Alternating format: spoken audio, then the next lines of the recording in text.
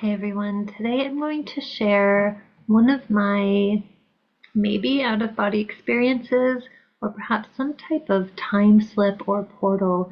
I don't really know exactly what happened, but this is my experience and I would love to hear what your thoughts are and what you think this might have been. So just a quick backstory. I have been able to astral travel my entire life, having out of body experiences ever since I was as long as I can remember. It started when I was very, very little. I've never had control of these out of body experiences. I would just kind of be sucked out of my body and just gone to planets and realms and dimensions and other places. And of all of these experiences that I've had, thousands, I've never had one quite like this one that I'm going to share with you today.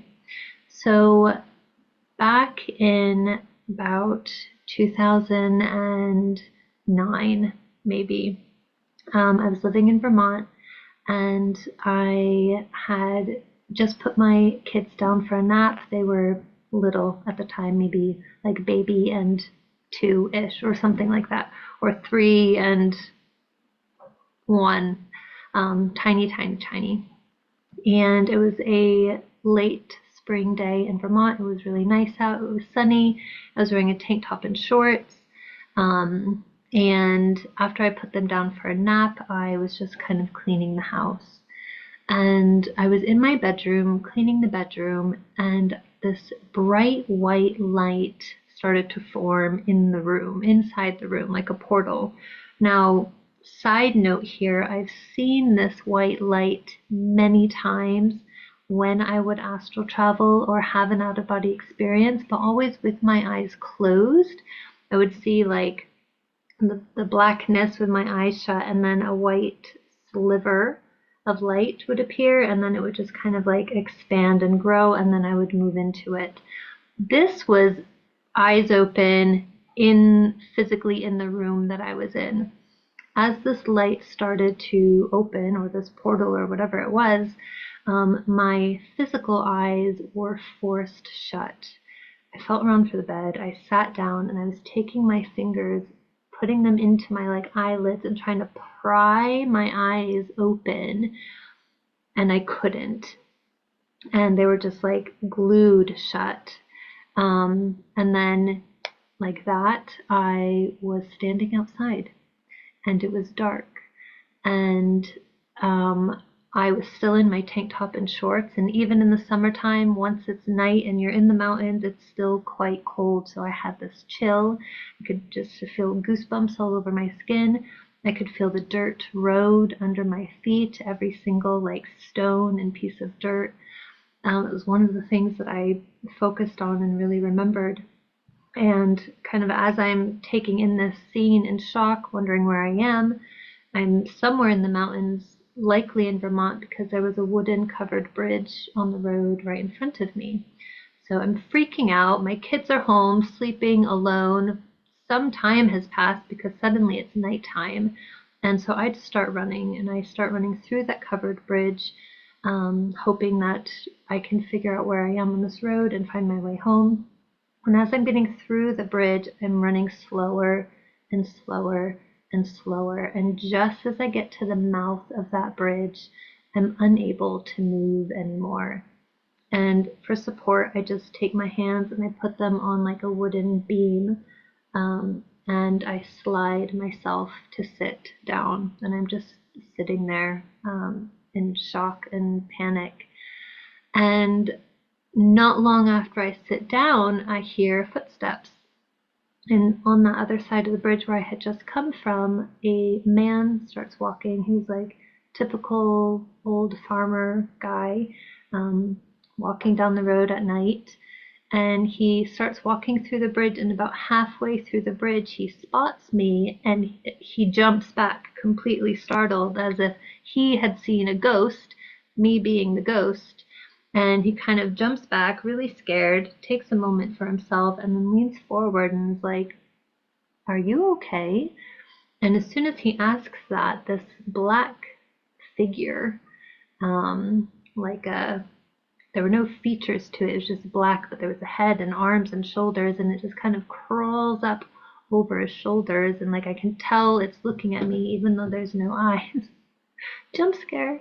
Um, and um, and as soon as I see that figure, I'm back on my bed in my bedroom. It's daylight, and I feel as if I was wasted, like completely hungover, drunk.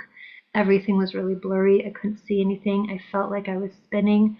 I've had these feelings many times before without drinking anything.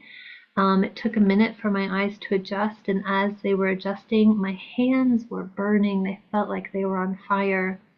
And when my eyes started to adjust properly and I could see, I looked down at my hands, and both of my hands were filled with wooden splinters. I jumped out of bed. I went to check on the kids. They were still sleeping as if no time had passed at all. I had called a friend to come check out these splinters in my hand. We looked all over the house, inside and out, for anything that could have done that. There was nothing. And so that is my story. Now, the things that make me believe this was an out-of-body experience were the white light that I saw, because it's very similar to the white light that I would see in other experiences. The only difference being it was physical in the room instead of behind my eyes. The feeling of being able to feel every single stone and piece of dirt under my feet. Now, one of the ways that I explain an out-of-body experience to somebody who's never experienced it is it's more realistic than real life. And I know that's probably hard to wrap your head around. Sometimes I try to compare it to like Twilight, when Bella turns into a vampire and suddenly she can see and feel and experience all these minute details. That's what an out-of-body experience is like for me. I'm able to pick up, I'm able to have a very physical experience with it, but also pick up these teeny tiny, minute details, like feeling every single grain of dirt under my feet, feeling the cold the way that I felt it on my skin, and then seeing some type of being, whatever that black thing was. So that in total was very similar to all of my other experiences with out-of-body travel or astral travel. Now, the big thing that was different was I've never done it wide awake before. I've never had that experience in a fully awake, conscious moment. So that's a big one. The second thing is I've never brought anything physical back with me, like those wooden splinters. Now, I've studied astral travel over the years. I've done a little bit of study, like not physically with the Monroe Institute, although that is something that I am doing next year, and something that I am doing online already, but just kind of studying their understanding of it and other people's experiences. The census is that in astral travel, you can't bring anything back. So that's the only bit that I'm like, well, was this an astral traveling experience? Because I did. I brought those splinters back with me. That was a physical thing that I was able to bring back. Or was it something completely different? I don't know. I'm just looking over my notes here. So what my understanding of astral travel was as I was younger, because I really never really understood it. Again, I had no control over when I went or where I went. They were always very random. And so I would try to kind of figure it out. Like, what am I doing here? How do I do it? Is there something that I'm noticing that if I've put myself in this situation where it happens more than other times? And just some little things that I've personally picked out for myself over the years, whether these are accurate or not for anybody else, I really don't know. But But for myself, if I'm laying on my back when I go to bed, I would always astral travel. If I'm laying on my side, I wouldn't. If I'm laying on my back and my arm is over me like this, I will come out of my body, like my legs will come up, my body will come up, but where the arm is crossed over, I would get stuck. And it would actually be a physical pain that I would be experiencing, so bad so that I'd come crashing back fully into my body and waking up unable to breathe because the pain was so harsh. So just laying on my back with my arms by my side, that was one of the things that I definitely noticed for myself would help me to have an out-of-body experience very easily. Another thing that I kind of noticed, and this is one of those things where maybe this is me just trying to put pieces together that don't belong, was I was always very physically flexible. I was a ballet dancer for 17 years. I did yoga for years after that. So I always felt like because my physical body was flexible, it was easier for me to kind of shift in and out of that. Maybe there's a level of that has to do with like the vibration of your body. I don't really know.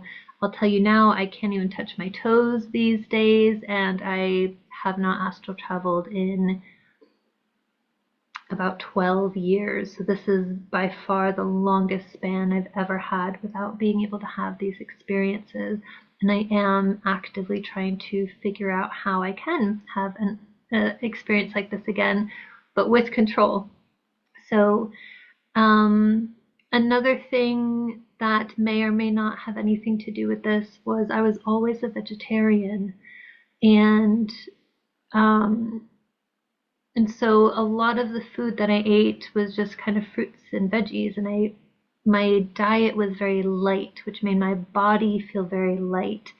And for me, I felt again like that just allowed for flexibility between my spirit body and my physical body. Again, whether any of this is true, I can't tell you. I'm just telling you my experiences that I've had over my lifetime of trying to figure this out on my own. So one of the other things that was absolutely a big factor in this was that I've suffered insomnia my whole life.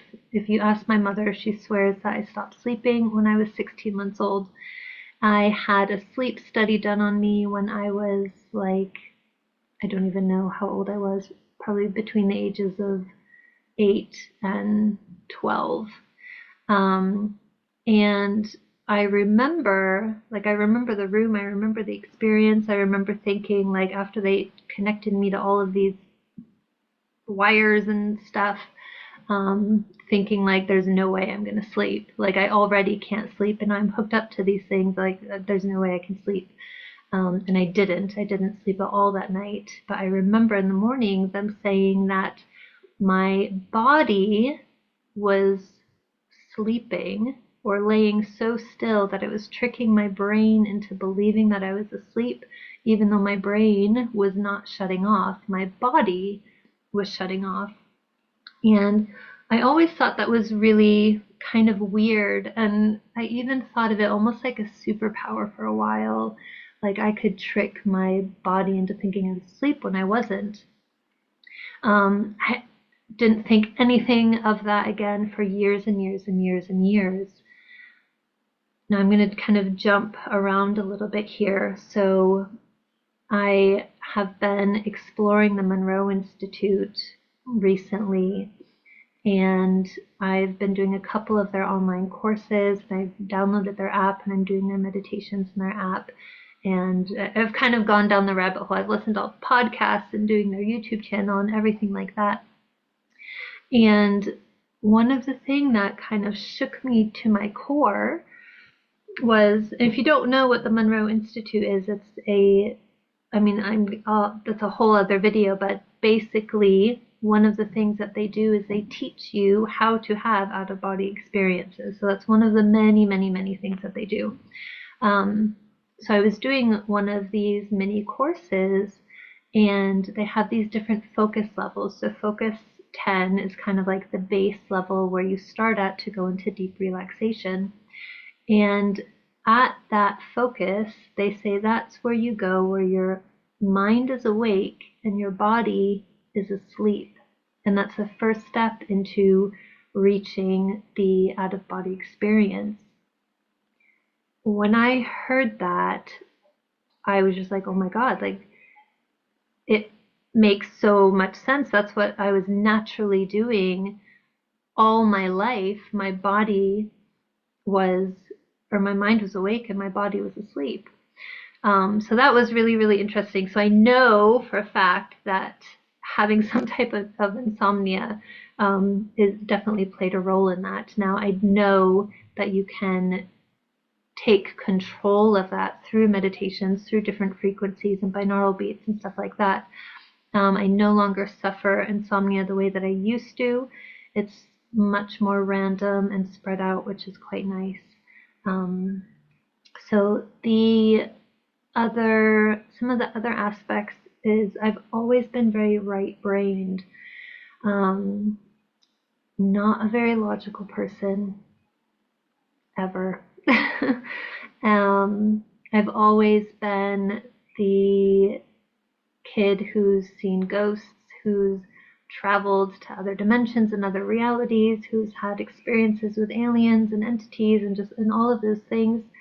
I was the kid who ran barefoot outside always, even in the winter with 6 feet of snow up in the mountains. I would sing to the animals in the trees. I would talk to the trees. My favorite sound in the world is the sound of snow falling. I found magic and beauty in everything. And I feel like because I was able to have just that completely wide open mind of just like everything is magic, show me more magic, I was able to have those experiences because there wasn't a conscious level of my mind fighting against it, if that makes sense. So if you are somebody who's tried to astral travel before and you kind of get to that vibrating feeling in your body and you kind of start to separate, a lot of people fight with this conscious part of their mind going, nope, nope, what's happening? Like all of the logical things popping in, this isn't safe, this isn't right, this isn't natural. And so it helps, or it resists you from having that experience, where since I grew up not having really that logical functioning side of my brain, it was much easier for me to experience this. Now, I do want to share all of these things have changed over the years. I've definitely balanced out a more logical side of my brain. My insomnia is more or less cured. I'm not really vegetarian anymore. I don't eat a ton of meat, but I do eat meat now. I can't even touch my toes. So a lot of these things have absolutely changed. So what else? Right. So as I mentioned before, it's been about 12 years since I've had my last out-of-body experience. And it feels as if maybe somebody who's been able to see their whole lives suddenly goes blind. Like you know there's a world of color and beauty out there, and when you suddenly are cut off from it, that feeling of just being robbed of so much freedom, I guess, that's the feeling that I feel with this. I've felt very almost depressed without really taking that too far down, but it's really affected me. It's affected my mental health for sure, because I feel like I've been completely cut off from this world that I once had so much freedom and exploration in and spent so much of my life in. And so one of the things that I've been trying to figure out in my journey is why. Why did it stop? Why did it all stop? And the only thing that I can really bring it all back to was trauma. And it was 12 years ago. where it really all began, where the trauma really all began. And even before that, because it was even about 20 years ago, so 8 years beyond that, where a lot of the trauma started as well. And that's where a lot of those abilities became significantly less. Previous to all of this happening, I was astral traveling almost on a nightly basis. So it went from every single night to maybe a couple times a month, and then maybe a few times a year when I was going through that first kind of phase of trauma in my life.